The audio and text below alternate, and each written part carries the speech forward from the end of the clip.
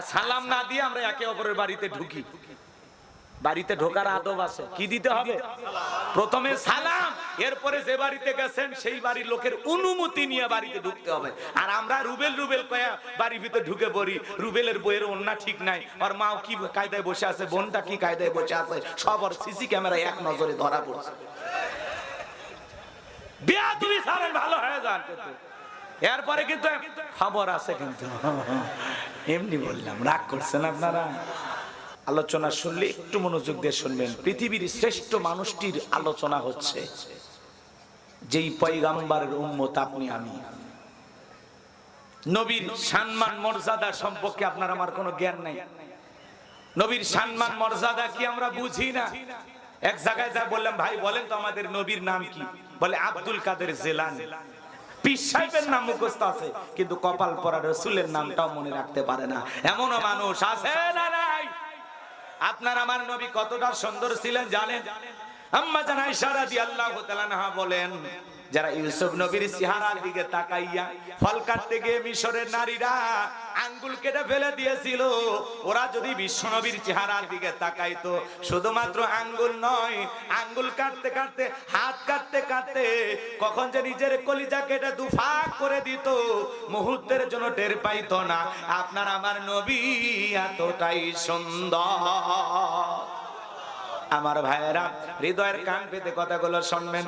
আম্মা জান আয়েশার ডেকে বলেন, ও দুনিয়ার মানুষ, তোমাদের একটা সূর্য আছে, আমি আয়েশারও একটা সূর্য আছে। তোমাদের সূর্য উদয় হয় দিনের বেলায়, আর আমি আয়েশার সূর্য উদয় হয় রাতের বেলায়। আম্মা জান আয়েশা একদিন সেলাইয়ের কাজ করতেছিলেন, হাত থেকে সুইটা পড়ে গেল, বাতিতে কোনো তেল ছিল না, বাতি জ্বালাইতে পারলেন না।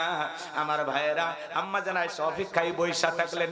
এশার সালাত আদায় করার পরে বিশ্বনবী যখন ঘরের ভিতরে প্রবেশ করলেন, সর্বপ্রথম নবীজি ঘরে ঢুকে আম্মা জান আয়েশাকে সালাম দিলেন। নবীজি ঘরে ঢুকে তার স্ত্রীকে কি দিলেন? আর একটু জোরে বলেন, কি দিলেন? তাহলে নবীর উম্মত হিসাবে আপনি আমি যখন ঘরে ঢুকবো, বাড়িতে যা বিবিকে সালাম দেওয়া দরকার আছে না নাই? বিবিকে সালাম দেওয়া রাসূলের সুন্নাত। কথা বলে ঠিক কি না? ঘরে ঢুকে বাড়িতে যা সালাম দিবেন, আসসালামু আলাইকুম রহিমা, কেমন আছো সোনা? ঘরের দরজাটা খোলো না, আমি তোমার লিটনের বাপ, তোমার দিওয়ানা। বউ খুশি হয়ে দরজা খুলবে। কথা বলে ঠিক কি না?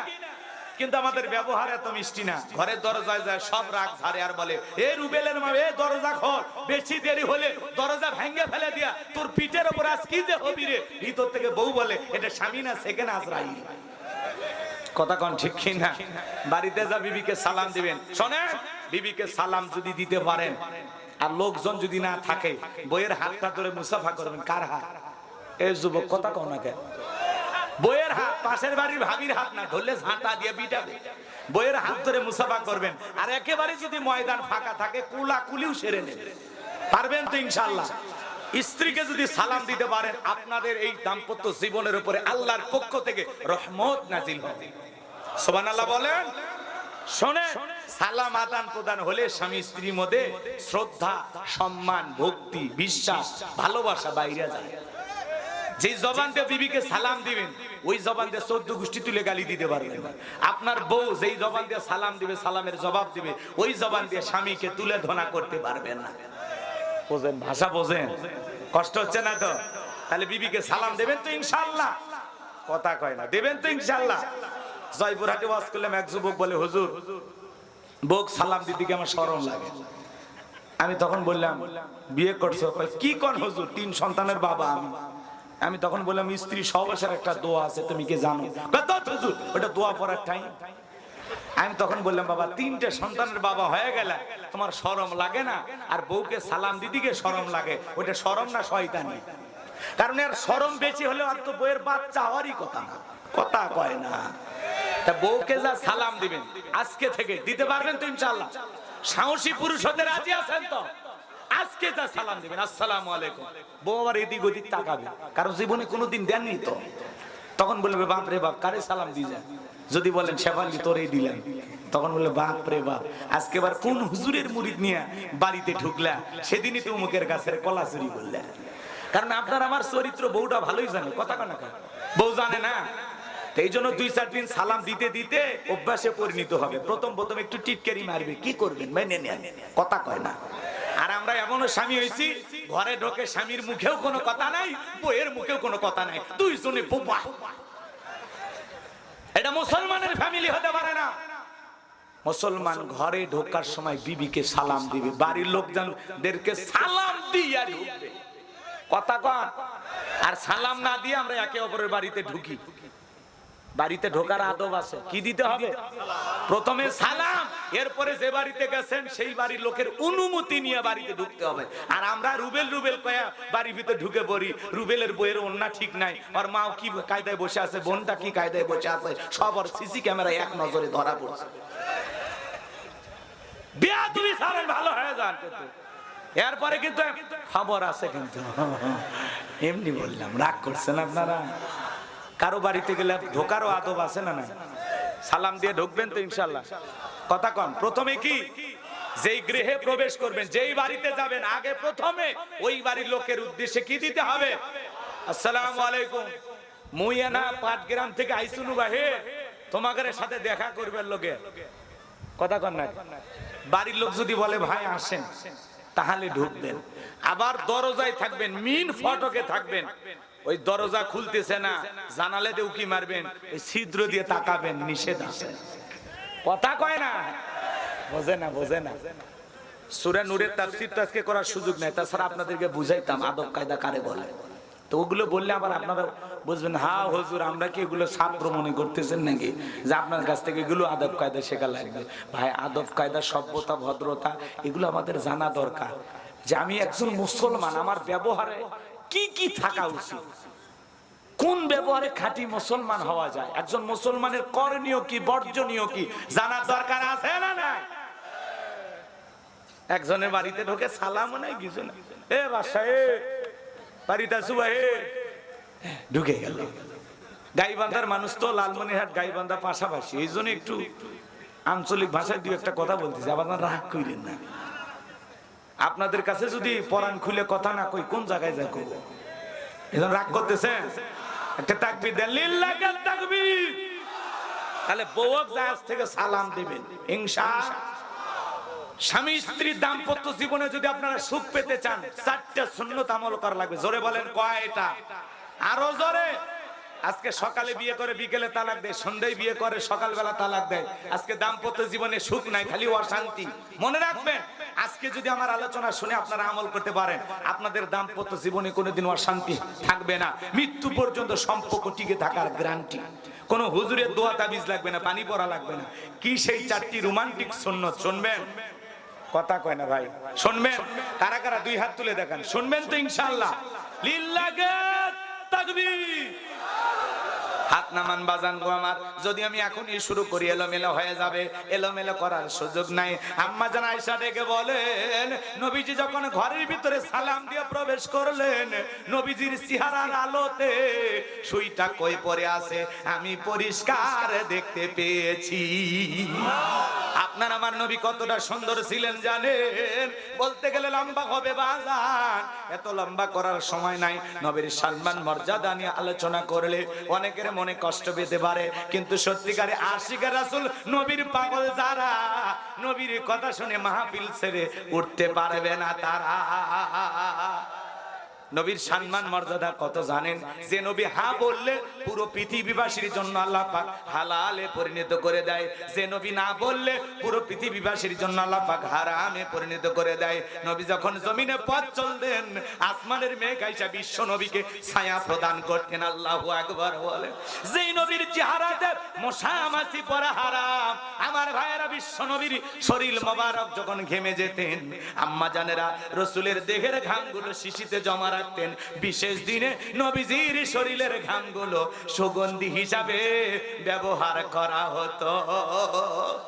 যেই নবীর চেহারার দিকে তাকাইলে ক্ষুধা নিবারণ হয়ে যেত, যে নবী আসমানের চাঁদের দিকে ইশারা করলে চাঁদ 2 টুকরো হয়ে যেত, যে নবী জমিনে পা তুললে মাওলা পাকের আরশে আজিমে পৌঁছে যেত। বলেন আল্লাহু আকবার। আমার ভাইয়েরা, সেই নবীর কাছে হযরতে বেলাল ডেকে বলেন, নবী গো, আপনি নাকি কালেমার দাওয়াত দেন, ইসলামের প্রচার প্রসার করেন, ও নবী আমার একটু কালেমা পড়ে মুসলমান বানায় দেন। বিশ্ব নবী তখন হযরত বেলালকে কালেমা পড়ায় দিলেন, লা ইলাহা ইল্লাল্লাহু মুহাম্মাদুর রাসূলুল্লাহ। হযরতে বেলাল কালেমা পড়ে মুসলমান হয়ে গেলেন। আমার ভাইয়েরা গভীর মনোযোগ দিয়ে শুনবেন। আমার নবী ডেকে বলে, বেলাল এখন ইসলামের অবস্থা ভালো না, কালেমা পড়েছো আপাতত প্রকাশ করা যাবে না। আপনারা বলেন তো বাজান, ইসলামের অবস্থা কি সব সময় ভালো থাকে? আজও তাম পৃথিবীর দিকে তাকায় দেখেন, ওই জালেমদের টার্গেট ইসলাম আর মুসলমান। আজও তাম পৃথিবীর জালেমেরা ঐক্যবদ্ধ হয়েছে পৃথিবীর জমিন থেকে ইসলাম আর মুসলমানকে বিদায় করবে। কথা বলেন ঠিক কিনা? আজও ফিলিস্তিনি জমিনে ওই ইহুদি ইসরায়েলি জালেমেরা মুসলমানের রক্ত নিয়ে খেলা করে, মুসলমানের উপরে বোমা নিক্ষেপ করে। আজও মুশরিকেরা কাশ্মীরে মুসলমানদেরকে হত্যা করে। আজও গরু গোশত খাওয়ার অপরাধে ভারতে মুসলমানদেরকে মারা হয়। কথা বলেন ঠিক কিনা? আজও তাম পৃথিবীতে মুসলমানেরা নির্যাতন আর জুলুমের শিকার। মনে রাখবেন বাজান গো আমার, ইসলাম আলাদের উপরে যতই জুলুম অত্যাচার করুক না কেন, জালেমদের শেষ পরিণতি পরাজয়, ইমানদারদের শেষ পরিণতি হলো বিজয়। কথা কর না কেন? এজন্য জুলুম নির্যাতন করে কোনো লাভ হবে? যারা জুলুম করবে, যারা জালেম, যুগে যুগে নমরুদ ফিরাউনের পরিণতি যা হয়েছে, নেতানিয়াহু সহ আজকে যারা মুসলমানের রক্ত নিয়ে খেলা করে, আলেমদের রক্ত নিয়ে খেলা করে, ওই নমরুদ ফিরাউনের চাইতে ওদের জীবনের করুণ পরিণতি অপেক্ষা করতেছে। আল্লাহ ধরে ধরে না, ধরলে আল্লাহ ছাড়ে না। কথা বলে ঠিক কিনা? আল্লাহ ছাড় দেয় কিন্তু একেবারে ছেড়ে দেয় না। আল্লাহর পাকড়াও বড় কঠিন। মুসলমানের রক্ত যাদের হাতে লেগে আছে, এদের জুলুম যারা করেছে, মুসলমানের রক্ত নিয়ে যারা খেলা করেছে, এই জালেমদের ক্ষমতা থেকে একদিন আল্লাহ পাক এমন ভাবে লাঞ্ছিত করবে, এমন ভাবে পরাজিত করবে। নমরুদকে যেরকম আল্লাহ জুতার বাড়ি খাওয়ায় সাইজ করে ক্ষমতার চেয়ার থেকে নামাইছে, যারা মুসলমানের রক্ত নিয়ে খেলা করতেছে, নমরুদের মতো ওরাও জুতার বাড়ি দুনিয়াতে খাবে। কথা কর না কেন? আমাদের দেশেও যারা ক্ষমতায় ছিল বড় বড় কথা বলতো, পালাবে না। কথা কয় না? আছে আছে ওরা। কথা বলেন আছে ওরা? নাই। মন্ত্রীরা সব কোথায় গেল, এমপিরা সব কোথায় গেল, কোথায় কাদের কাকা? ওদের সারা দেশটা বড় লাগে ফাঁকা ফাঁকা। পালা বলতো না ডায়লগ, পালাবো না, পালাবো না, পালাবো না, পালাবো না, যাই না তাদের দেখা। ওদের সারা দেশটা বড় লাগে ফাঁকা ফাঁকা। আইন মন্ত্রী আটকে গেল আইনেরই ফাঁকে, দাড়ি সারা দরবেশটারে ভণ্ড ভণ্ড লাগে। কথা কর না কে আপনারা? এখানে দাড়ি কেটে নৌকে চড়ে পালাচ্ছে, এরা জীবন দিচ্ছে তাও নৌকে ছাড়েনি। কথা কন ঠিক না? রাগ করতেছেন আপনারা? বিরক্ত হয়েছেন? তাকবীর দেন, লিল্লাহে তাকবীর। আমি কি গাইবো গাইবো? বিরক্ত হবেন না তো? আইন মন্ত্রী আটকে গেল আইনেরই ফাঁকে, দাড়ি সারা দরবেশটারে ভণ্ড ভণ্ড লাগে। শুনেছি ভাই কত নেতা নেত্রী খাইতেছে ভাই ডান্ডা, বিচারপতি কালামানিকের ফাটিয়েছে নাকি আন্ডা। আমি বলি না, মিডিয়ার খবর। কথা কন ঠিক কিনা? এই বিচারপতি মানিক আল্লামা সাইদি হুজুরকে মৃত্যুদণ্ডের রায় দিয়েছিল। আজকে আমরা চাই বিচারপতি কালামানিকের মৃত্যুদণ্ডের রায়। কথা বলেন কিনা?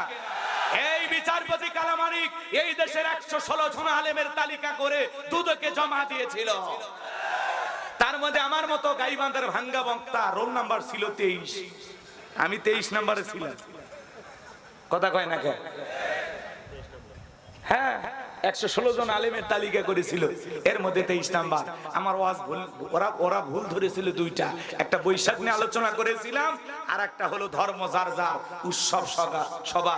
এই স্লোগান দেওয়া যাবে না, এটা কুফরি স্লোগান, ইমান ধ্বংস করা স্লোগান। ধর্ম যার উৎসবতা। আমার ধর্মের উৎসব আমার কাছে, হিন্দুদের উৎসব হিন্দুদের কাছে, খ্রিস্টানদের উৎসব খ্রিস্টানদের কাছে, বৌদ্ধদের উৎসব বৌদ্ধদের উৎসব। কথা কয় না? পরিষ্কার ভাবে বলেছি, ধর্ম যার উৎসবতা।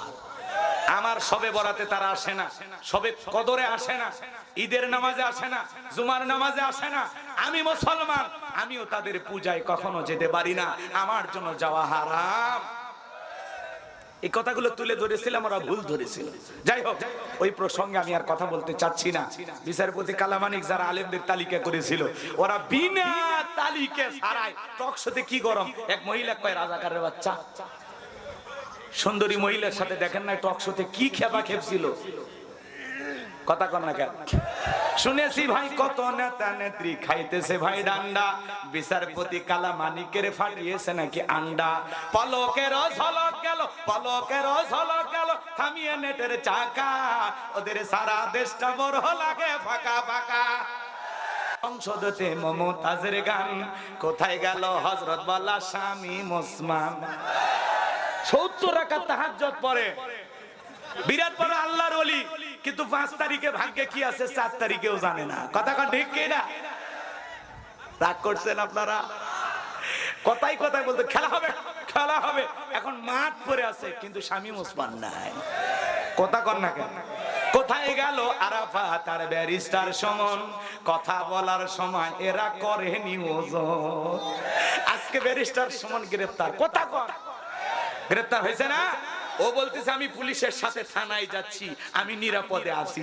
পুলিশ থানায় নিয়ে যায় আদালতে হাজিরে দিয়া 5 দিনের রিমান্ডে নিছে। এখন আদালতের কাঠগড়ায় দাঁড়ায় কাঁদে আর বাহিরে জনগণকে ভুলানোর জন্য হাসে। অভিনয় কম করো প্রিয়, তোমাদের অভিনয় পুরো জাতি বুঝে ফেলেছে। কথা ঠিক কি না? আরে অভিনয় তো সবাই করে, ম্যাডাম থেকে শুরু করে সবাই অভিনয় জানে। হেলিকপ্টার দিয়ে পানি দিছি, পানি দিছো তো ছাদের শিশু কেমনে মারা গেল? কথা কয় না ভাই, না আর বলবো না, আপনারা মনে হয় বুঝতে পারতেছি ঝামেলা। এখনো কি ওগুলো নিয়ে ওতনে বসে আছে? একটু অপেক্ষা করেন, পরে ছাড়তেছি, কেবল তো শুরু হচ্ছে, একটু অপেক্ষা করেন। আসিতেছি লিল্লাহি তাকবীর।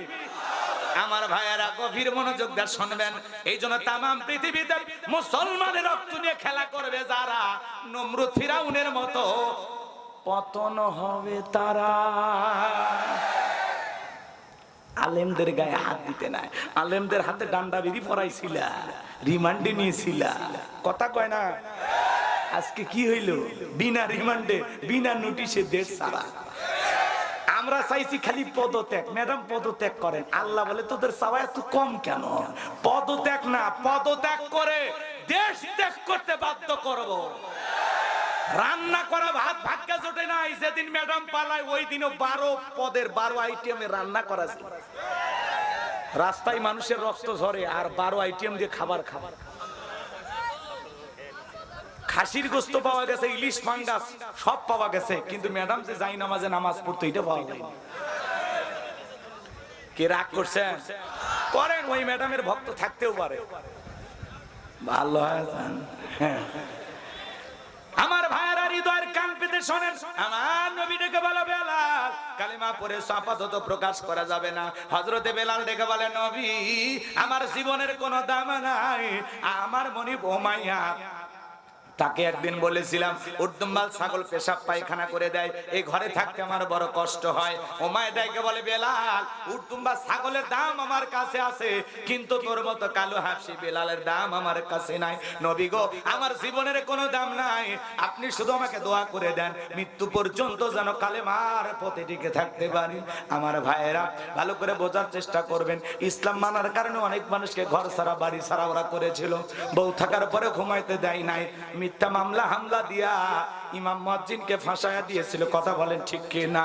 আমার ভাইয়েরা, অন্ধ মানুষ পর্যন্ত গাড়ি পোড়ানোর মামলার আসামি, এর চাইতে বড় মিথ্যার পৃথিবীতে হতে পারে না। অন্ধ মানুষ গাড়ি পোড়াইতে পারে? ও গাড়িতে আগুন লাগাবে না শাড়ি না খেরের পালা, তো কিটিয়ার ফা। কথা কয় না? ঢাকা হাইকোর্টে এক অন্ধ মামলার হাজিরা দিতে আসছিল, জানেননি আপনারা? জানেননি নিউজ? না হলে এখনো ইউটিউবে সার্চ দেন, পাওয়া যাবে। চিন্তা করে কি করেছিল ওরা। আমার ভাইয়েরা, সামনের দিকে যাই, যে কথা বলতে চাচ্ছিলাম, হযরতে বেলাল চলে গেলেন। পরের দিন সকালবেলা সূর্য উদয় হয়ে গেছে, অনেকটা বেলা হয়ে গেছে, হযরতে বেলাল দরজা খোলে না। অন্যান্য চাকর বাকর যারা আছে ওরা নালিশ নিয়ে চলে গেছে উমায়ের কাছে, যা বলে নেতা এখনো বেলাল দরজা খোলে নাই, তাই নাকি? বলে হ্যাঁ ঠিক আছে চলো। দরজায় ডাক দেয়, বেলাল দরজা খোলো। হযরত বেলাল দরজা খোলে না, জোরে করে ধাক্কা মারছে, দরজা খুলে গেছে। এইবার উমাইয়া তাকায় দেখে যেই রাত্রিতে হযরত বেলাল কালেমা পড়ে মুসলমান হয়েছেন, ওই রাত্রিতে একটা উট দুম্বা ছাগলের কাছে কোনো পেশাব পায়খানা নাই। জোরে বলেন মারহাবা। এইবার উমাইয়া ডেকে বলে, চাকরের দল, বেলালের বিরুদ্ধে মিথ্যা অভিযোগ দাও। তোমরা যখন ঘুমাচ্ছিলে বেলাল তখন ময়লা আবর্জনা পরিষ্কার করেছে, তাকায় দেখো না একটা উট দুম্বা ছাগলের কাছে কোনো পেশাব পায়খানা নাই। যাও নিজেদের কাজ করো। ওদেরকে তাড়িয়ে দিয়া এক পা দুপা করে বেলালের কাছে চলে গেলেন। হযরতে বেলাল জিহ্বা নাড়াইয়া দেয়ালে পিঠটা লাগাইয়া জবান খুলে জিকির করে কার? এইবার হযরত বেলালের কাছে যায় হালকা করে ধাক্কা মারছে, যখন জবান দিয়ে কালেমার আওয়াজ বের হয়েছে তখন ডেকে বলে, বেলাল রে তোর জবান দিয়ে কি শুনলাম, তুমি কি মুসলমান হয়েছো? হযরতে বেলাল ডেকে বলে, মুসলমান হয় যারা মিথ্যা কথা বলতে পারে না তারা, ওয়াকুলু কওলান সাদীদা, মুসলমানরা হবে সত্যবাদী, মুসলমানরা কখনো মিথ্যাবাদী হতে পারে না। আর ওরা মিথ্যা বলতে বলতে এক পা কবরে চলে গেছে, চেহারা বেঁকা হয়ে গেছে। এত মিথ্যা কথা বলে শয়তান পর্যন্ত বলে আমি এত খারাপ না। কতক্ষণ ঠিক কিনা? মুসলমান কখনো মিথ্যাবাদী হতে পারে না, মুসলমানের জবান থেকে সত্য কথা বের হবে। আমার ভাইরা চলেন সামনের দিকে যায়। হযরতে বেলালের কথা শুনে উমাইয়া দিকে বলে, বেলাল রে এখনো সময় আছে, উট দুম্বা ছাগলের মালিক বানায় দেব, থাকার জন্য কোয়ার্টার বানায় দিব। হযরতে বেলাল দেখে বলে, উমাইয়া দুনিয়ার কোন পার্থিব সম্পদের বিনিময়ে বেলাল তার ঈমান বিক্রি করবে না। আমি গতকাল রাত্রিতে বিশ্ব নবীর হাতে হাত রেখে কালেমা পড়ে ঈমান গ্রহণ করেছি। এইবার ডেকে বলে, আমার কথা না শুনলে বড় নেতা আবু জেহেলকে খবর দেব। হযরতে বেলাল দেখে বলে, কোন বড় নেতা ছোট নেতা এখন কাউকে গোনার টাইম নাই। আমি দুনিয়ার কোন আবু জেহেলকে ভয় করি না, আমি ভয় করি আমার আল্লাহকে। এইবার উমাইয়া দৌড়ে চলে গেল আবু জেহেলের বাড়িতে, যায় বলে, নেতা সংবাদ খুব খারাপ, আমার বাড়ির কৃতদাস বেলাল কালেমা পড়ে মুসলমান হয়েছে। তাই নাকি? বলে হ্যাঁ। ঠিক আছে যাও আমি আসতেছি। আবু জেহেলের কিছু ক্যাডার মাস্তান ছিল, সাঙ্গ বাঙ্গ ছিল, বিশেষ একটা বাহিনী ছিল। মুসলমান হইতো যারা আবু জেহেলের বাহিনী যায়া নির্যাতন চালাইতো। কথা কন নাকি আপনারা? আবু জেহেলের একটা বিশেষ বাহিনী ছিল যাদের কাজই হতো মুসলমানদের উপর নির্যাতন জুলুম চালানো। আজও তাকায় দেখবেন জালেমদেরও বিশেষ বাহিনী আছে, ক্ষমতা আর রাজত্ব টিকিয়ে রাখার জন্য ওই বিশেষ বাহিনীর দ্বারা আলেম ওলামা এবং মুসলমানদের উপর নির্যাতন জুলুম চালায়। কথা বলেন না কেন? আমার ভাইয়েরা হৃদয়ের কান পেতে কথাগুলো শুনে যান। এইবার আবু জেহেল তার বাহিনী নিয়ে উমাইয়ার বাড়িতে হাজির হয়ে গেল। বেলালকে ডাক দে, বেলাল বেলাল এই দিকে আয়, আমি তোরে বড় মোহাব্বত করি। হযরতে বেলাল দেখে বলে, কি বলতে চান বলেন। এইবার আবু জেহেল দেখে বলে, বেলাল তুমি যদি চাও উট দুম্বা ছাগলের মালিক বানায় দেব, থাকার জন্য ভালো কোয়ার্টারের ব্যবস্থা করে দেব, ব্যবসা বাণিজ্য যদি করতে চাও দিরহাম টাকা পয়সা যা লাগে সব দেব। হযরতে বেলালকে লোভনীয় প্রস্তাব দিয়া আবু জেহেল দেখে বলে, বেলাল রে এখনো সময় আছে, আব্দুল্লাহর বেটা মুহাম্মদ সাল্লাল্লাহু আলাইহি সাল্লামের ধর্ম ছেড়ে আবারও বাপ দাদার ধর্মে ফিরে আসো। হযরতে বেলাল রাদিয়াল্লাহু তাআলা ডেকে বলেন, আবু জেহেল রে দুনিয়ার সব সম্পদ যদি বেলালকে দিতে চাও, দুনিয়ার সব সম্পদ ছাড়তে রাজি, কিন্তু বিশ্ব নবীর কালেমা ছাড়তে রাজি নাই। বলেন আল্লাহু আকবার। বেলালের মতো যারা খাঁটি ইমানদার এদেরকে টাকা দিয়ে কেনা যায় না। মুনাফিক মার্কা মুসলমান যারা টাকার কাছে বিক্রি হয়, তারা টাকা যেই দিকে ওদের ফতুয়া সেই দিকে টাকার জোরে ফতুয়া ঘোরে, কথা কয় না। টাকার বান্ডিল পাইলে বৈধকে অবৈধ বলে, অবৈধকে বৈধ বলে চালায় দেয়। এক প্যাকেট বিরিয়ানি পাইলে কই ম্যাডাম আপনি জান্নাতি, এরকম হুজুর আছে না? না রাগ করতেছেন আপনারা না? আমার ভাইয়েরা মুনাফিকদেরকে টাকা দিয়ে কেনা যায়, কিন্তু বেলালের উত্তরসূরি যারা তাদেরকে টাকা দিয়ে কেনা যাবে না। কথা বলেন ঠিক কিনা? এইবার আবু জেহেল ডেকে বলে, বেলাল সোজা আঙ্গুলে ঘিউ না উঠলে আঙ্গুলে একটু পাকা করা লাগবে। এই কথা বলে যুবকদের চাবি দিয়ে পিটানো শুরু করলো। যুবকদের লেলিয়ে দিলাম। এইবার যুবকেরা হযরত বেলালকে চাবুক দিয়ে পিটাইতে পিটাইতে কালো চামড়া গুলো ফেটে রক্ত ঝরতেছে। ওরা যত জোরে চাবুক মারে বেলাল তত জোরে আল্লাহর জিকির করে। আবু জেহেল ডেকে বলে বেলাল চাবুক দিয়ে পিটাইলাম, পিটাইতে পিটাইতে পিঠটা পেটে রক্ত ঝরতেছে রে বেলাল, তারপরে কি নবী মুহাম্মাদের কালেমা ছাড়বি না? হযরতে বেলাল ডেকে বলে আবু জেহেল মারতে মারতে যদি মেরেও ফেলা দাও জীবনটা দিতে রাজি, কিন্তু বিশ্ব নবীর কালেমা ছাড়তে রাজি না। এইবার হযরতে বেলালের পায়ে রশি লাগায়া উঠের পায়ের সাথে রশি বেঁধা হলো। আর আবু জেহেল হুকুম দিল যাও আরবের গরম উত্তপ্ত বালিতে বেলাল কে পায়ে রশি লাগায় ছেঁচড়াইয়া নিয়ে ঘোরা হলো, বাবলা গাছের কাটা হলো, জিব্বার ভিতরে বেরেগের মতো মারা হলো। আরবের উত্তপ্ত বালিগুলো এত গরম ছিল, চাল দিলে মুড়ি হয়ে যাইতো, এত গরম। বাজান গো আমার, ওই উত্তপ্ত গরম বালিতে হযরতে বেলালকে ছেঁচড়াইয়া নিয়ে ঘোরার পরে বিকেল বেলা ডেকে বলে বেলাল চাবুক দিয়ে পিটাইলাম, পায়ে রশি লাগাইয়া ছেঁচড়াইয়া নিয়ে ঘুরলাম রে বেলাল, তারপরে কি নবীর কালিমা ছাড়বি না? হযরতে বেলাল দেখে বলে আবু জেহেল রে মারতে মারতে যদি মেরাও ফেলা দাও, বেলালের নিঃশ্বাস থাকবে যতদিন, বেলাল ইসলামের পথে টিকে থাকবে ততদিন। বলেন আল্লাহু আকবার। ইমানের একটা পাওয়ার থাকার দরকার আছে না নাই?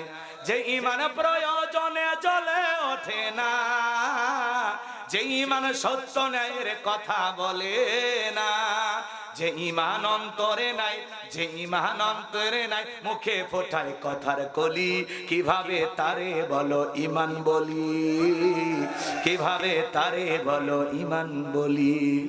যে ইমান প্রয়োজনে জ্বলে ওঠে না, যে ইমান সত্য ন্যায়ের কথা বলে না। মারহাবা বলেন। কষ্ট হচ্ছে আমার ভাইয়েরা, গভীর মনোযোগ দিয়ে শোনেন। এইবার আবু জেহেল দেখে বলে যুবকের দল বিশাল বড় একটা পাথর নিয়ে আইসা বেলালের বুকের উপরে চাপায় দাও। ওরা তাই করলো, বিশাল বড় একটা পাথর হযরতে বেলালের বুকের উপরে চাপায় দিয়া আবু জেহেল মনে মনে ভেবে নিল এই পাথরের চাপার আঘাতে বেলাল মারা যাবে। এই কথা ভেবে কাফেররা চলে গেল। হযরতে বেলালের উপর বুকের উপরে বিশাল বড় একটা পাথর, এরপরেও জিহ্বা নাড়ায় জিকির করে কার? চোখের কোনা দিয়ে পানি পড়তেছে, তারপরে বেলাল জিকিরি করে। আপনাকে আমাকে তো জিকির করার জন্য কেউ পিটায় না, মারে না, মারে। জিকির করার জন্য কেউ ধমক দেয়। এ ভাই, এ ভাই, কি 12টা বাজে, 12:30।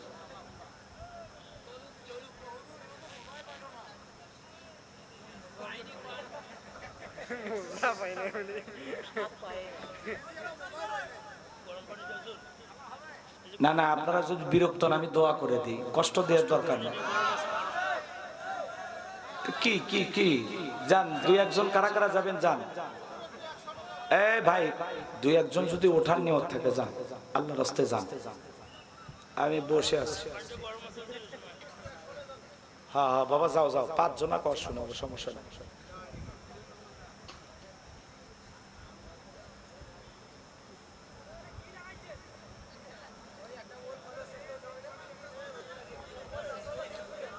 ভাই সুযোগ দিলাম তো, যান, 2-1 গেলে যান। এবার যদি কেউ ওঠে টাইনে ধরে বসায় দেবে, আর না পারলে আমাকে ডাক দেবেন, ঠিক আছে? তাই বলে বেশি জোরে টান দিন না, আবার লুঙ্গি খুলে যেতে পারে। এ ভাই, 12:30টার মধ্যে আমি দোয়া করে দেবো, একটু অপেক্ষা করেন। কষ্ট হচ্ছে আপনাদের? হ্যাঁ, বেলালের এদিক, বেলালের কথা যে বলতেছি, বেলালের ইতিহাস থেকে শিক্ষা গ্রহণ করার দরকার আছে না নাই? ঈমান আনার কারণে দেখেন কত নির্যাতন জুলুম সহ্য করেছেন ইসলামের প্রথম মুয়াজ্জিন বেলাল। ইসলামের অবস্থা কেমন ছিল তখন, যখন আল্লাহ তাআলা সূরা কাউসার নাজিল করেছিলেন, সেই প্রেক্ষাপটটাই আমি আপনাদেরকে বোঝানোর চেষ্টা করতেছি। আমার নবীর মন কেন খারাপ? একে তো সন্তান হারানোর ব্যথা, অন্যদিকে সাহাবায়ে কেরামদের উপরে নির্যাতন জুলুম, সেই কথাটাই বলতেছি। বোঝা লাগবে আমার ভাইয়েরা, হৃদয়ের কান পেতে কথাগুলো শুনে যান। তাহলে আপনাকে জিকির করার জন্য কেউ পিটায়, মারে, জিকির করার জন্য আলাদা সময় লাগে না। বৈশা বৈশা জিকির করা যায়, দোকানদারি করতে করতে জিকির করা যায়, মাঠে কাজ করতে করতে জিকির করা যায়, রিক্সা ভ্যান চালাইতে চালাইতে জিকির করা যায়। চাইলে সব সময় জবানে জিকির চালু রাখতে পারবেন। কাক হাদিস শরীফের ভিতরে আছে, যার জিহ্বাটা আল্লাহর জিকিরে ভিজা থাকে, ওই জিহ্বাওয়ালা মানুষ কোনদিন জাহান্নামের আগুনে জ্বলবে না। তাহলে সব সময় জবান দিয়ে জিকির করব কার? সুবহানাল্লাহ, আলহামদুলিল্লাহ, আল্লাহু আকবার, লা ইলাহা ইল্লাল্লাহ, লা ইলাহা ইল্লাল্লাহ। আর যখন ইস্তেগফার করব, অনেক গুনাহ করেছি, তওবা করব, আস্তাগফিরুল্লাহ, আস্তাগফিরুল্লাহাল্লাযী লা ইলাহা ইল্লা হুয়াল হাইয়ুল কাইয়্যুম ওয়া আতুবু ইলাইহি, লা হাওলা ওয়ালা কুওয়াতা ইল্লা বিল্লাহিল আলিয়্যুল আযীম, আস্তাগফিরুল্লাহ, আস্তাগফিরুল্লাহ, আস্তাগফিরুল্লাহাল্লাযী লা ইলাহা ইল্লা হুয়াল হাইয়ুল কাইয়্যুম ওয়া আতুবু ইলাইহি। পারবো তো ইনশাআল্লাহ? আরো আস্তে কোন, খবরদার আপনাদের আওয়াজ যেন প্যান্ডেলের বাইরে না যায়। আমার ভাইরা যে কথা বলতে চাচ্ছিলাম, হৃদয়ের কান পেতে শোনেন।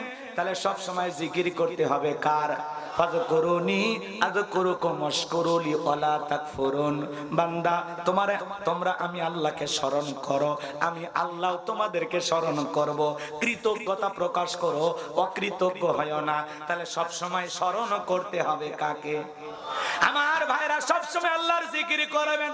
হযরত বেলাল জিহ্বা নাড়ায় আল্লাহর জিকির করে, আর ডেকে বলে, আল্লাহ তুমি তো সেই আল্লাহ, ইব্রাহিমের জন্য যদি নমরুদের আগুনকে ফুলের বাগান বানায় দিতে পারো, আল্লাহ তুমি কি পারো না? আমি বেলালের বুকের উপরে পাথর থাকার কারণে তোমার মতো মালিকের জিকির করতে বড় কষ্ট হয়, আল্লাহ তুমি কি পারো না বেলালের বুকের পাথরটাকে তুলার মতো নরম বানায় দিতে? হযরতে বেলাল দোয়া করতে দেরি, হযরতে বেলাল দোয়া করতে দেরি, আসমানের মালিক আল্লাহ দোয়া কবুল করতে দেরি করে নাই। বেলালের বুকের পাথরটাকে আল্লাহ তুলার মতো নরম বানিয়ে দিয়েছে। আশিক রাসূল বেলাল নবীকে কত মুহাব্বত করতেন, ভালোবাসতেন জানেন? বিশ্ব নবী যখন মক্কা নগরীতে পথ চলতো, হযরত বেলাল একবার ডানে যায় আর একবার বামে যায়।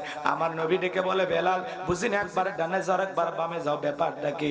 হযরতে বেলাল ডেকে বলে, নবী আপনি কালেমার দাওয়াত দেন, ইসলামের প্রচার করেন, ওই কাফেরগুলো আপনার শত্রু, আপনাকে টার্গেট করে যদি তীর নিক্ষেপ করে গো নবী, ওই তীরটা যেন সর্বপ্রথম আমি বেলালের বুকের ভিতরে ঢোকে, আবার বাম দিকে যায়। মনে মনে ভাবে ওরা যদি বাম থেকে তীর নিক্ষেপ করে গো নবী, ওই তীরটা যেন সর্বপ্রথম আমি বেলালের বুকের ভিতরে ঢোকে। আমি বেলাল মারা গেলে ইসলামের ক্ষতি হবে না, আপনি নবী মারা গেলে ইসলাম আর মাথা উঁচু করে সামনের দিকে দাঁড়াতে পারবে না। চিৎকারে মেরে বলুন আল্লাহু আকবার। কতটা মুহাব্বত করতেন বেলাল নবীকে জানেন? বিশ্ব নবী যেদিন ইন্তিকাল করেছিলেন, হযরতে বেলাল ছোট্ট বাচ্চার মতো ফুপিয়ে কান্না করে আর ডেকে বলে, আমি আর জীবনে কোনোদিন আজান দেব না, আমি আজান দেওয়ার পরে বিশ্ব নবী ইমামতির মুসল্লায় দাঁড়াবে না। আমি বেলাল আর কি আপনাকে কি বলছি, ধরেন ওরে ধরেন, মাথা কমা গরম করে ফেলে দেয়। আপনাকে সুযোগ দিলাম না আমি?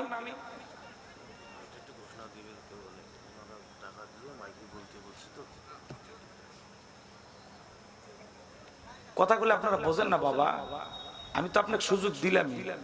এই যে বয়ানের মাঝে মাঝে উঠলে মাথা তখন গরম হয়ে যায়, চোখ বন্ধ করেও তো ওয়াজ করতে পারি না, ও তো আর এক বিপদ। এক বক্তা চোখ বন্ধ করে ওয়াজ করতে দেখেন নাই, পরে দেখে ময়দান ফাঁকা, একজন খালি বসে আছে, তখন বলতেছে, বাবা এই গ্রামের সবগুলো বেঈমান, তুমি খালি আল্লাহর ওলি। মাইকালা বলতেছে, পান দেওয়ার দরকার নাই, আপনি মাইক ধরে ওয়াজ করতেছেন, আমি ডিগ্রোডারে মালিক, মাইক ছেড়ে দিলে আমিও বাড়ি যাইতাম। ওইভাবে তো ওয়াজ করা যায় না। আপনারা ইমোশনালও বোঝেন না। আমি যে একটা কথা বলতেছি, কথার গুরুত্বটা কি? রাসূল ইন্তেকাল করেছেন, বেলাল কান্না করতেছেন, এই সময় কি ওঠার সুযোগ? আপনি কি আল্লাহ না না, এটাই কি ওঠার মুহূর্ত? রাসূল ইন্তেকাল করেছে, বেলাল কান্না করতেছে, আর ও উঠে বাড়িতে পাগলা।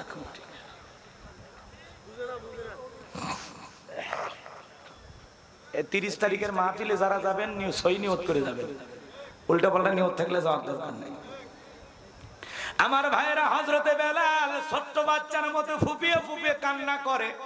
আর ডেকে বলে আমি জীবনে কোনোদিন আজান দেব না, আমি আজান দেওয়ার পরে নবীজি ইমামতির মুসল্লায় দাঁড়াবে না, আমি বেলাল আর কোনোদিন আজান দেব না। সাহাবা একরাম ডেকে বলে বেলাল এত কান্না করো না, ও বেলাল তুমি সবর করো, ও বেলাল এভাবে কান্না করো না। হযরত বেলাল কারো কথা শোনে না, ছোট্ট বাচ্চার মতো কান্না করতে করতে বেলালের গালগুলো ভিজে যাইতেছে, দাড়ি বেয়ে বেয়ে পানি পড়তেছে।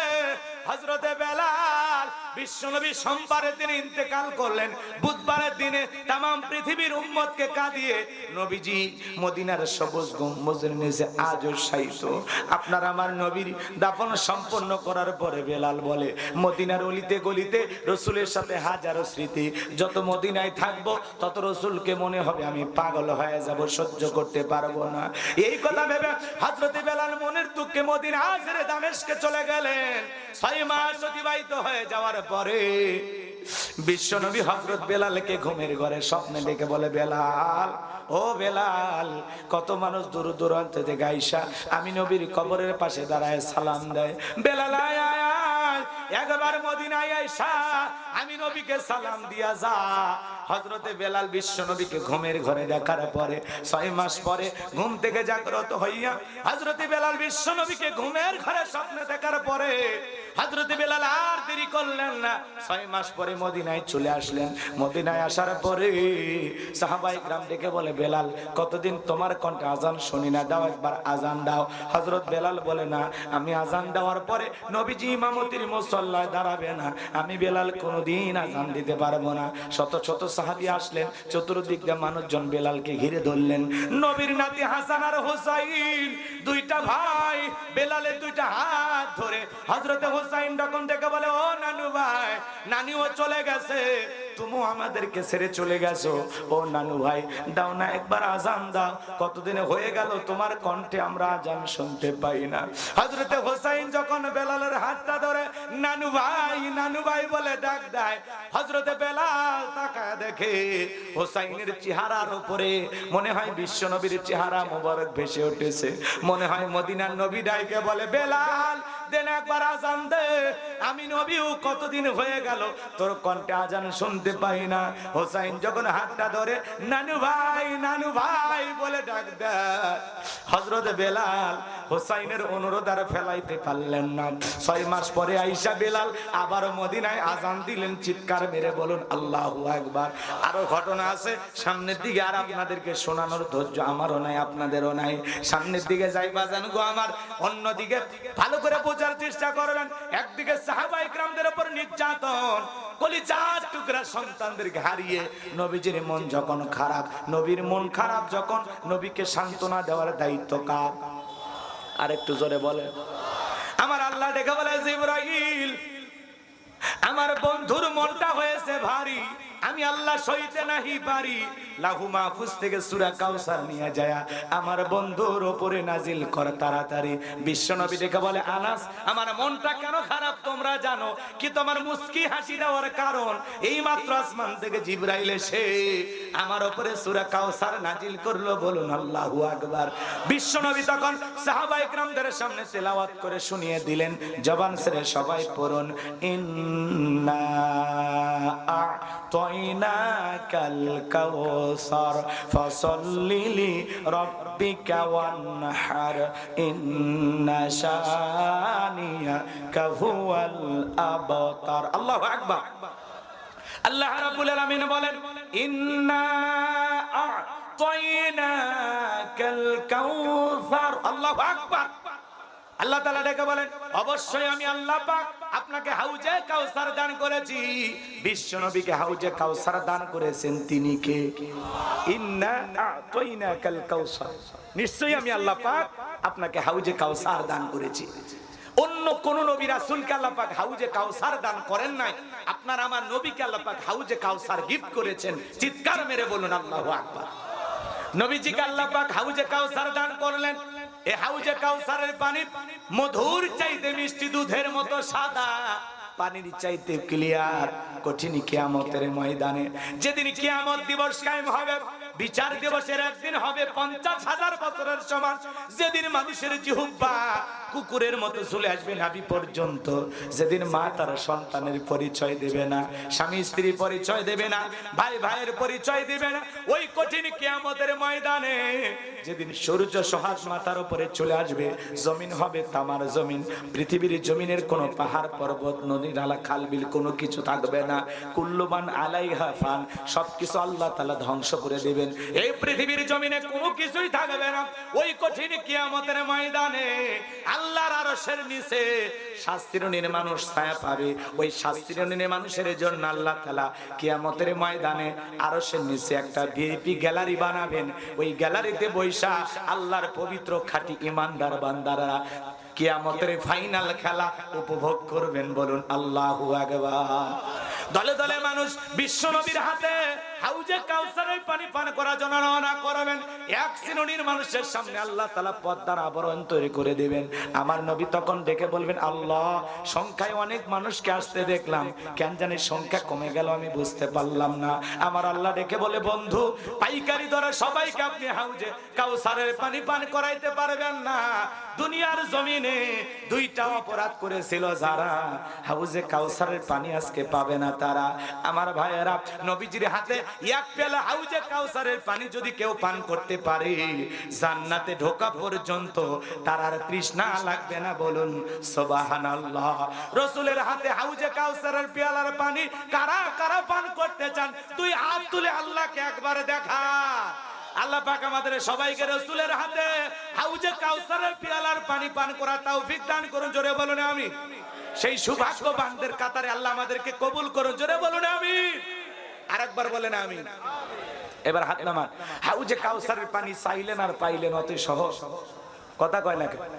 আমি আপনাদের এলাকায় এসেছি, একটা ছেলেকে একটা বদনা দিলাম আর কিছু চকলেট দিলাম এক হাতে দিয়ে, বললাম, বাবা, আমি মুসাফির মানুষ, এক বদনা ফানিয়া না, আমি একটু উজু বানাবো। ওই ছেলের সাথে চকলেট পাইয়ে মারছে দৌড়, মাঝপথে আসার খাইয়া পইরে গেছে, হাঁটু ছিলে গেছে, রক্ত বের হইছে, ব্যথাও পাইছে। চকলেট থাকার কারণে উঠে দাঁড়াইছে, বদনা ভইরে পানি নিয়ে আমার সামনে হাজির। আমি তখন বললাম, বাবা, এই পানিটা আনতে গিয়ে তোমার কষ্ট হয়েছে, ওই যে মাঝপথে পড়ে গেলা, আসার খাইছো, ব্যথাও পাইছে, কষ্ট মনে হয়েছে। ওই ছেলেটা তখন কি বলতেছে জানেন? চকলেট থাকার কারণে বলতেছে, আমি এরকম কত পড়ে যায়, আমার কিছুই হয় না। তার মানে ওই কষ্ট তার কাছে কষ্ট মনে হচ্ছে না। রাসূলের হাতে কিয়ামতের ময়দানে এক পেয়ালা হাউজে কাউসারের পানি যদি পান করতে পারেন, কিয়ামতের কঠিন দিন আপনার কাছে কঠিন হবে না, আল্লাহ সহজ করে দেবেন। হযরত আবু বকর সিদ্দিক রাদিয়াল্লাহু তাআলা পেয়ালাগুলো ভরায়া দিবেন, মাঝখানে দাঁড়িয়ে থাকবেন হযরত ওমর। হযরত ওমর আবু বকরের হাত থেকে নিয়ে বিশ্ব নবীর হাতে দিবেন, আর নবী তার আদরের উম্মতদেরকে খুঁজে খুঁজে পান করাবেন। রাসূল দাঁড়িয়ে থাকবেন আপনার জন্য হাউজে কাউসারের পিয়ালা নিয়ে। সেই দৃশ্যের মুখোমুখি হতে চান? কথা কয় না। রাসূলের হাতে এক পেয়ালা হাউজে কাউসারের পানি আর আল্লাহর আরশের নিচে ছায়া, এই দুইটা যদি ভাগ্যে জুটে যায়, এই লোকটা জান্নাতি, তার আর কোনো টেনশন নাই। সুবহানাল্লাহ বলেন। এখন পানি চাইলেন আর পাইলেন, অতি সহজ। কথা কয় না? পানি চাইলেন আর পাইলেন, অতি সহজ। নতুন মানুষ একটু মসজিদে ঢুকছে, নামাজ পড়ে, হঠাৎ করে মুসল্লি হয় না, দুই একজন নামাজ ধরে না। আগে যারা নামাজ পড়তো পুরাতন মুসল্লি, ওরা তখন টিটকারি মারে, বাপ রে বাপ, হ্যাঁ, সূর্য আজ কোন দিকে উঠেছে, উত্তর পাড়া বাদশা দেখি মসজিদে, টিটকারি মারে। কথা কয় না ভাই? এরকম মুরব্বী যারা আছেন, এরকম যারা ব্যবহার করেন, তাদেরকে বলবো সাবধান। দাওয়াত দিয়ে তো 5 জনকে মসজিদে ঢুকে দিতে পারেন না। কেউ একজন হঠাৎ করে নামাজ পড়ে, তারে নিয়ে খবরদার সমালোচনা করবেন না, ঠাট্টা বিদ্রুপ করবেন না। পারলে তার জন্য দোয়া করে বলেন, ভাই, তুমি মসজিদে আসছো, এই দৃশ্য দেখে আমার দিলটা ভরে গেছে, আল্লাহর কাছে দোয়া করি মৃত্যু পর্যন্ত যেন আল্লাহ মসজিদে এসে 5 ওয়াক্ত সালাত জামাতের সহিত আদায় করার তৌফিক দান করেন।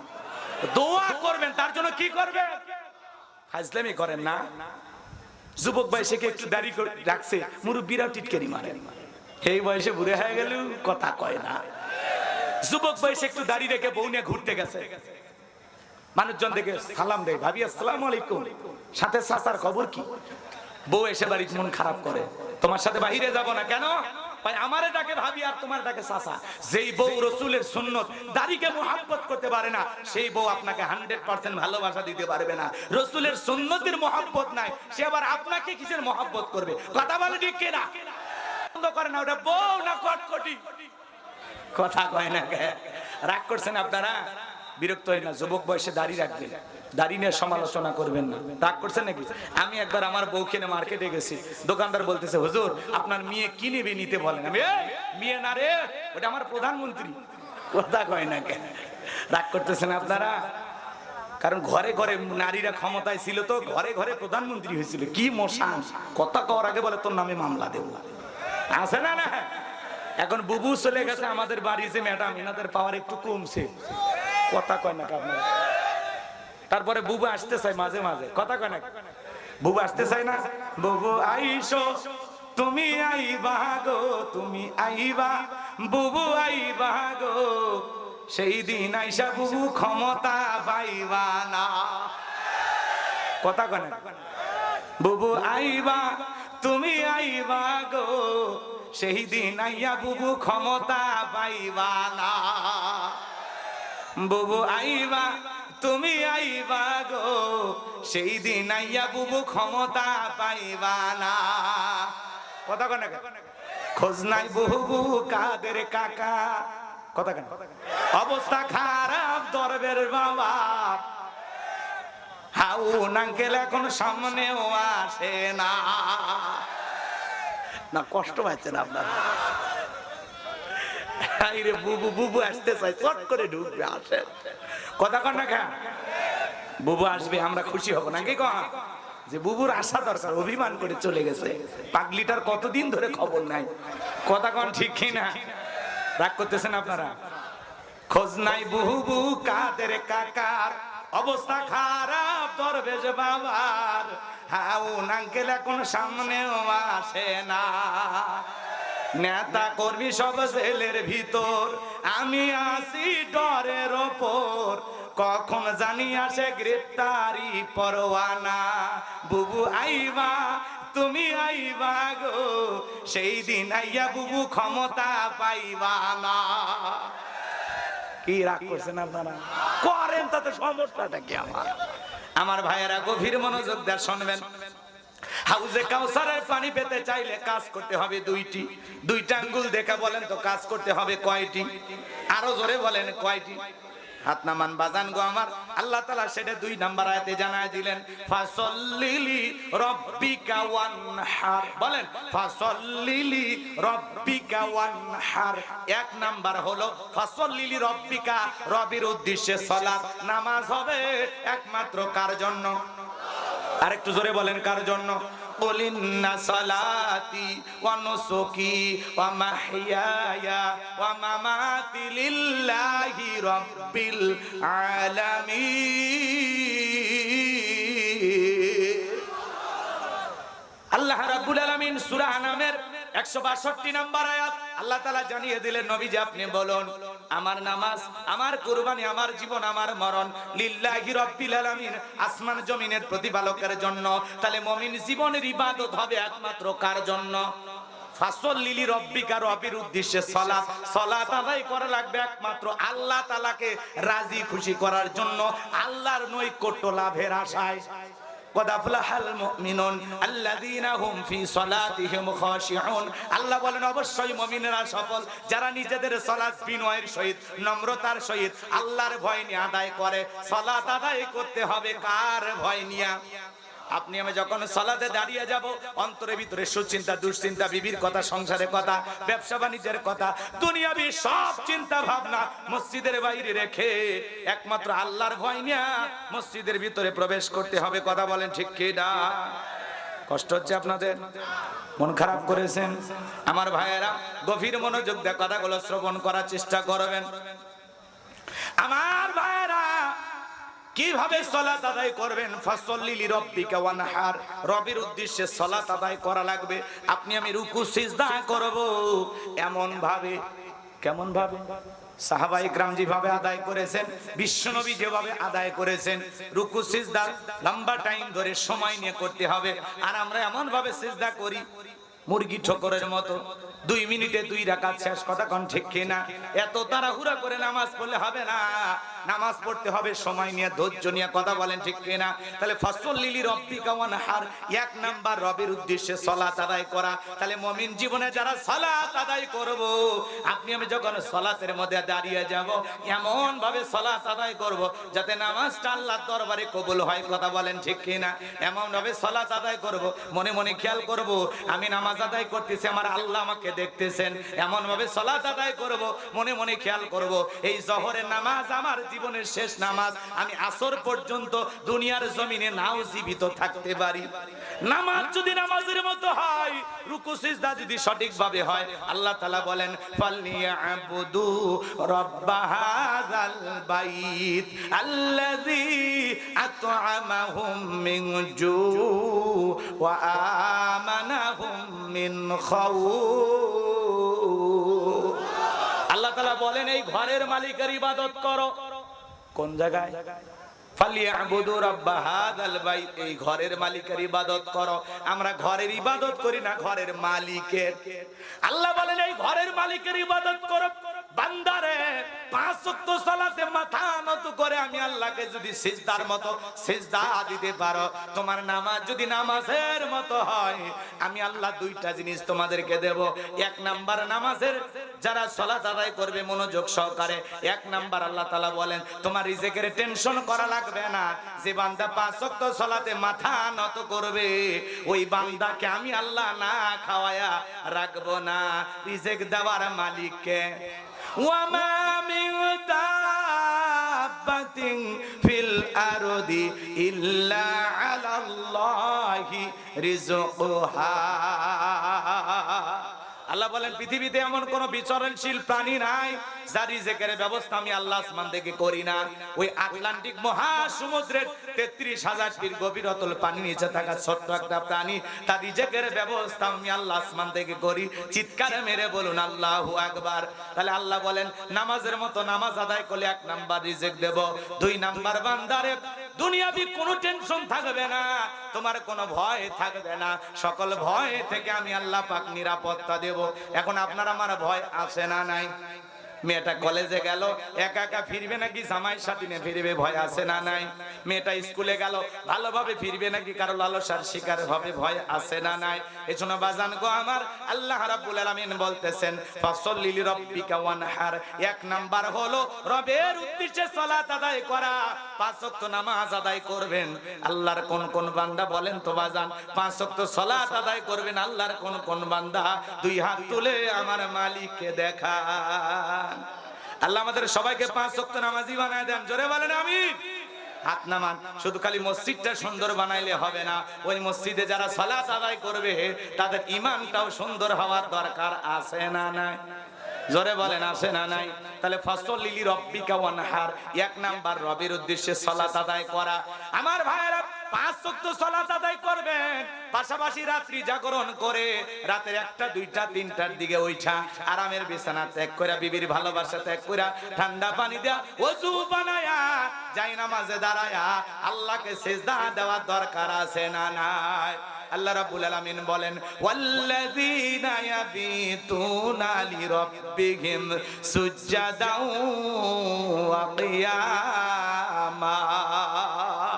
যারা রাত্রি জাগরণ করে আমি আল্লাহকে সিজদা দেয়, আমি আল্লাহর জন্য দণ্ডায়মান হয়ে যায়। তাহলে গভীর নিশিতে আপনি যাই নামাজে দাঁড়ায় গেলেন, ওই নামাজ দুনিয়ার কাউকে খুশি করার জন্য নয়, ওই নামাজ হলো একমাত্র আল্লাহ তাআলাকে রাজি খুশি করার জন্য।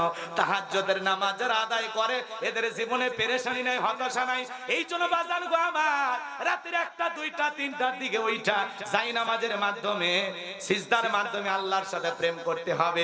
এই প্রেমে কোনো ব্যর্থতা নাই, কথা বলেন ঠিক কিনা? আল্লাহর খাঁটি গোলাম যারা, তারা তাহাজ্জুদের যাই নামাজে কাঁদবে, তাহাজ্জুদের নামাজের মাধ্যমে আল্লাহর সাথে সম্পর্কটা গভীর করবে। অনেক মানুষ রাত্রি জাগরণ করে তবে আল্লাহর ইবাদত কইরা না।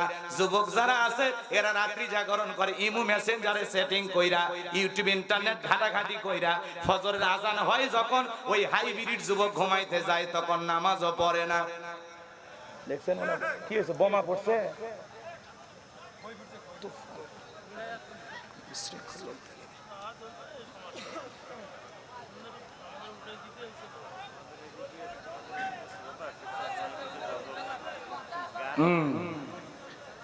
তাফসীরুল কোরআন মাহফিল লিখছেন কে? লেখার মধ্যে তো ভুল আছে, বিরাট ইসলামী জালসা লেখছে। তাহলে বক্তা বুঝবে না কাহিনী বলা লাগে। ওই যে কাহিনী শুনলো ভালো লাগলো, এখন কাউসারের ভিতরে ঢুকছে আর ভালো লাগতেছে না। ভালো তো লাগবে, আমার বিশ্বাস যে কয়জন বসে আছে এরা ওয়াজ বোঝে, আর যারা গেছে ওরা ভবের পাগল, কিচ্ছু বোঝে না।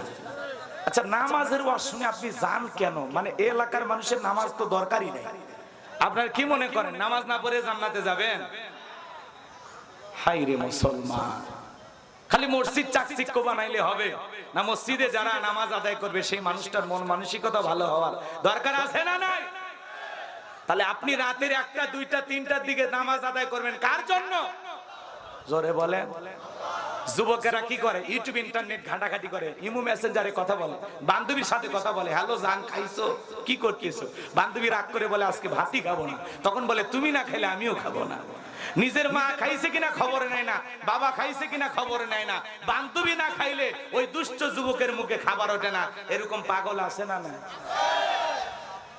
এক যুবক দেখি ডাব কিনে দিছে প্রেমিকা, প্রেমিকা পাইপ লাগায় ডাব খাইতেছে। এই যুবক আবার প্রেমিকের মুখে পাইপ লাগায় খাইতেছে। কি আপডেট যুবক দেখছেন কেমনে খাইতেছে? কথা কন না কেন? এরা সারা রাত ইউটিউব ইন্টারনেট ঘাটাঘাটি করে, ইমো মেসেঞ্জারে কথা বইলা ফজরের আজান হয় যখন ওই হাইব্রিড যুবক ঘুমাইতে যায় তখন কথা বলেন ঠিক কিনা? নামাজও পড়ে না। এই যুবক, এই ঘুম ভাঙলে সকাল, না ভাঙলে পরকাল। কথা বলে ঠিক কিনা? কেমন করে ঘুমাও তুমি ওরে লালমনিরহাটের যুবক, কেমন করে ঘুমাও তুমি ফজর করে কাজা? এমন তো হতে পারে ও তোমার জোহরে জানাজা, এমন তো হতে পারে ও তোমার জোহরে জানাজা। কথা বলেন ঠিক কিনা? আমার ভাইরা, আল্লাহ রাব্বুল আলামিন বলেন ফাসাল্লি লিরাব্বিকা ওয়ানহার। 1 নাম্বার রবের উদ্দেশ্যে সালাত আদায় করা, আল্লাহকে রাজি খুশি করার জন্য, আল্লাহকে পাওয়ার জন্য 5 ওয়াক্ত সালাত কারা কারা আদায় করবেন আরেকবার হাত তুলে দেখান। আল্লাহ তোমার এই গোলামদেরকে তুমি নামাজি বানায় দাও। জোরে বলেন আমিন। এইবার ওয়ানহার মানে কি করা? কুরবানি করা। 1 নাম্বার রবির উদ্দেশ্যে সালাত আদায় করা, 2 নাম্বার কুরবানি করা। হাউজে কাউসারের পানি পাওয়ার জন্য কয় টাকা? 2 টাকা। আর যারা 2টা অপরাধ করেছে তারা পাবে না। ওরা কি অপরাধের কথা শুনে গেল? তো কি বুঝলো? শোনেন শোনেন শোনেন। 2 নাম্বার হলে কি করা? ওয়ানহার মানে কুরবানি করা। কুরবানি করা মানে খালি গরু ছাগল জবাই করা না, নিজের আমিত্বকে কুরবানি করা, অহংকারকে কুরবানি করা, নিজের ভিতরে থাকা পশু সুলভ আচরণকে কুরবানি করা। আল্লাহর রাস্তায় জান মাল সময় সবকিছু কুরবানি হবে কার জন্য? কুরবানি করা মানে ত্যাগ করা, উৎসর্গ করা, বিলিয়ে দেওয়া, বন্টন করা, স্যাক্রিফাইস করা। কথা বলেন ঠিক না? আর আমরা একটা গরু কিনি 7 জন ভাগে, 4 জন দড়ি ধরে টানে, পিছন থেকে 3 জন ঠেলে, যেই গরুর উপরে বয়স্ক ভাতা ওয়াজিব। এমন দুর্বল গাবি জবাই করে কুরবানি স্থান পর্যন্ত হেঁটে যাওয়ার শক্তি নেই। কথা কয় না কেন? এমন গাবি জবাই করলে হবে?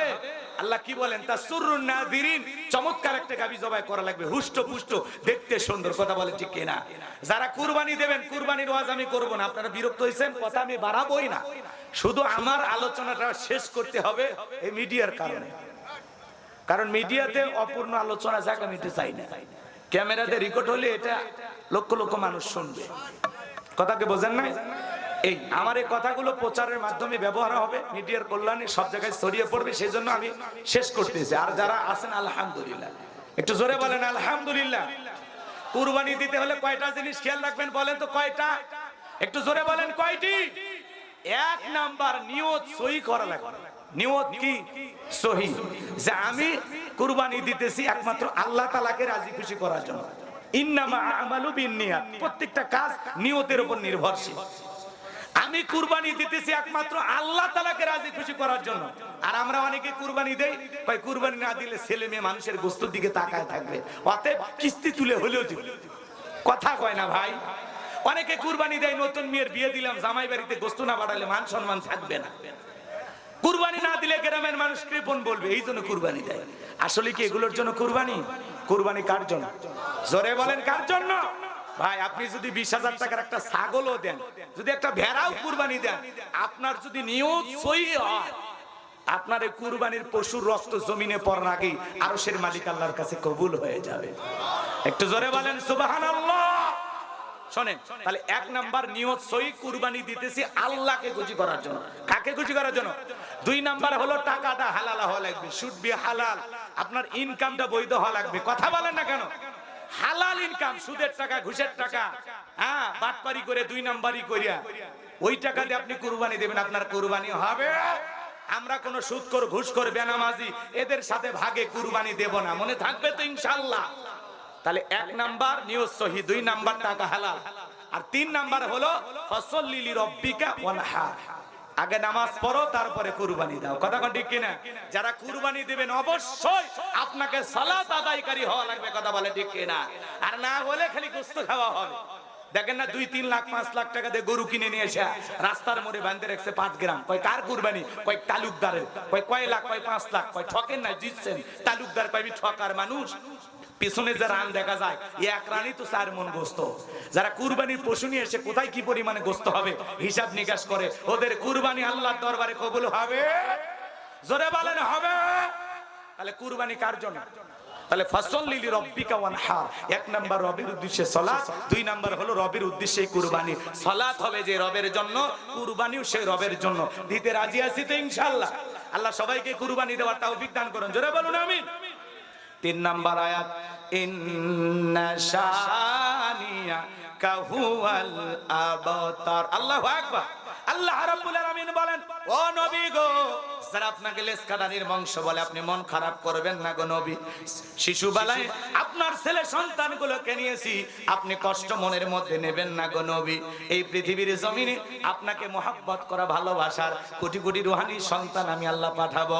ওই আবু লাহাব, উতবা, সাইবা, ওদের নাম নেওয়ার মানুষ দুনিয়াতে থাকবে না, ওদের বংশে বাতি জ্বালানো কেউ থাকবে না। ও নবী, আপনি কষ্ট মনের মধ্যে নেবেন না গো নবী।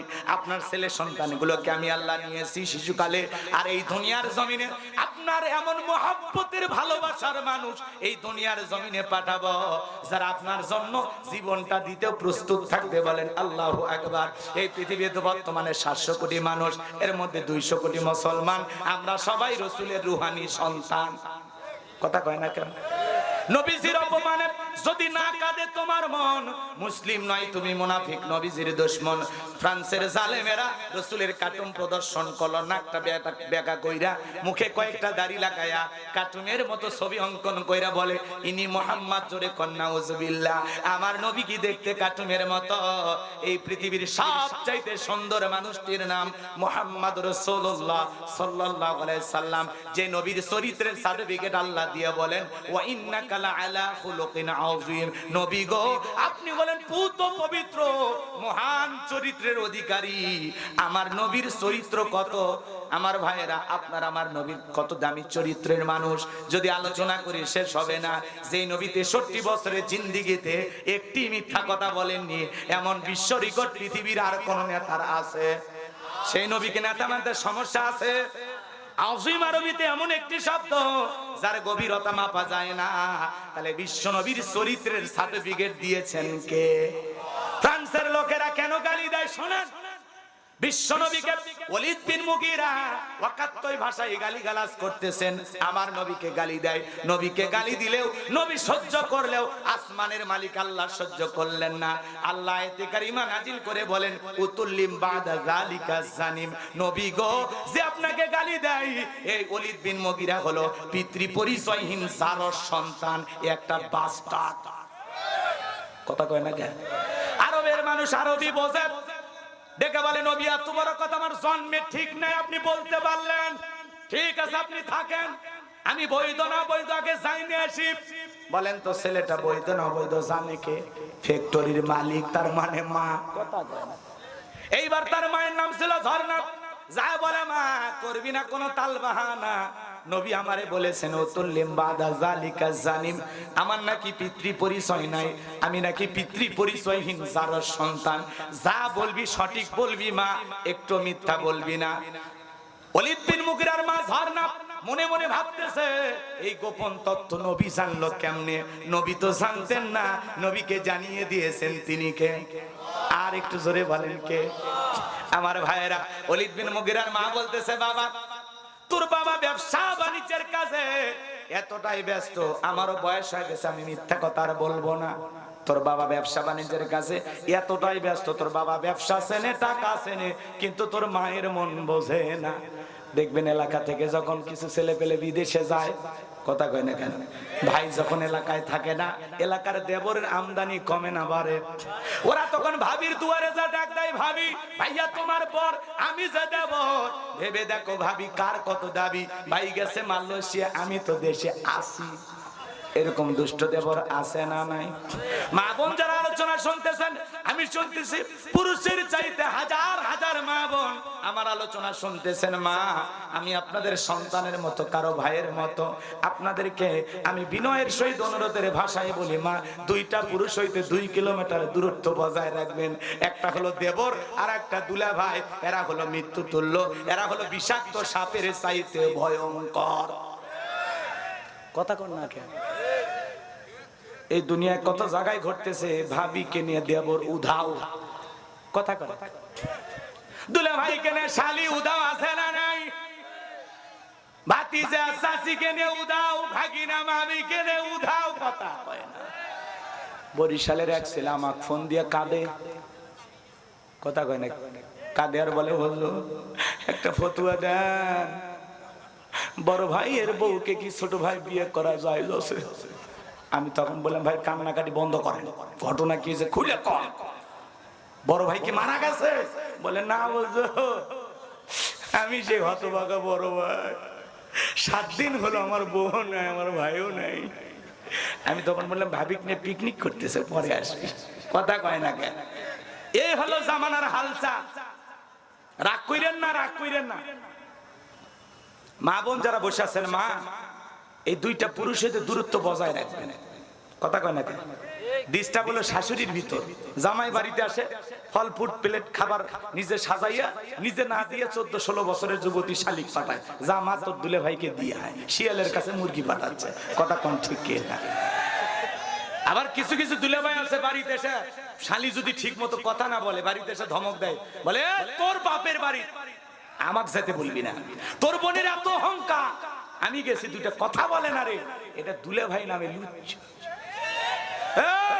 তোর বউ আছে, আবার শালির দিকে নজর দিস কে? কথা কর, বউ বেঁচে আছে যতদিন, শালি হারাম ততদিন, বউ মরলেই যায়, কথা কয় না, রাগ করছেন তাই বলে বউ মেরে ফেলে দিন, আবার ওই মামলায় সারা জীবন জেল খাটতে, কথাকে বোঝা গেল? আপনার রাগ করছে? অনেক দুলে ভাই বেজার হইতে পারে। এবার শালি খাবারের প্লেট নিয়ে গেছে, বলতেছে দুলে ভাই নাস্তা করেন, তখন বল, যাই পাগলি, আমি কি নাস্তা আর ফল খাওয়ার জন্য আসি? আমি তো আসি তোকে এক নজর দেখা। শালি তো সেই খুশি, তখন বলতেছে, আমি বিকেলে তোরে নিয়ে লালমনির হাট নিউ মার্কেটে যাব, নিয়ত করছি, আপনার হাত ধরে জাহান্নামে যেতে রাজি। ওই যে শালিক মোটর সাইকেলে নিয়ে, বড় আপার স্বামী তো মাঝখানে একটা ভ্যানিটি ব্যাগ দিয়ে ফাঁকা রাখছে, এই যে ভাঙ্গা সাঙ্গা রাস্তা ঘাটে যে অবস্থা, এমন ব্রেক করছে, এক ব্রেকে শালি ফাঁকা জায়গা পূরণ করছে, কথা কন না কেন? এই জন্য মা বোনদেরকে বলে যায়, মা দেবর আর দুলা ভাইয়ের মোটর সাইকেলে উঠবেন না, মা এদের থেকে দূরত্ব বজায় রেখে চলবেন, কথা বলেন ঠিক কিনা? এখনকার দুষ্ট পোলাপান, এদেরকে বোঝানো কঠিন, মোবাইল পাইয়া যুবকেরা পাগল হয়ে গেছে, কথা কন ঠিক কিনা?